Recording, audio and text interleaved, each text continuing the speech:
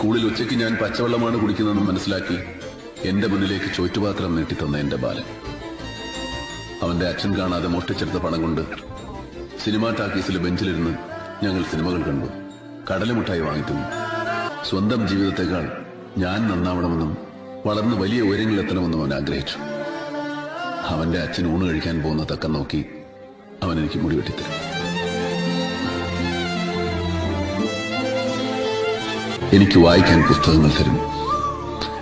എന്നിലൊരു നടനുണ്ടെന്ന് ആദ്യമായിട്ട് പറഞ്ഞത് അവനായ. അവനിലൂടെയാണ് ഞാൻ ലോകം കണ്ടത്. എന്നെ സ്വപ്നം കാണാൻ പഠിപ്പിച്ചവനായ. ഒടുവിൽ സിനിമ പഠിക്കാൻ മദ്രാസിലേക്ക് പോകുമ്പോൾ കാതിലെ കടുക്കൻ വിട്ട് കാശുമായി അവൻ എന്റെ അടുത്തേക്ക് വന്നു. നിറകണ്ണുകളോടെ ഞാൻ ചോദിച്ചു, മലായി കടങ്ങളൊക്കെ ഞാൻ ഇങ്ങനെ വീട്ടു? അപ്പൊ അവൻ പറഞ്ഞു, എനിക്കൊന്നും തിരിച്ചു വേണ്ട. നാളെ ഒരു സഹായം ആവശ്യപ്പെട്ട് ഇതുപോലെ ഒരാൾ നിന്നെ തേടി വരും. നിനക്കത് ചെയ്യാൻ കഴിയുമെങ്കിൽ അപ്പോൾ മാത്രം എന്നെ ഓർത്താൽ മതിയെന്ന്.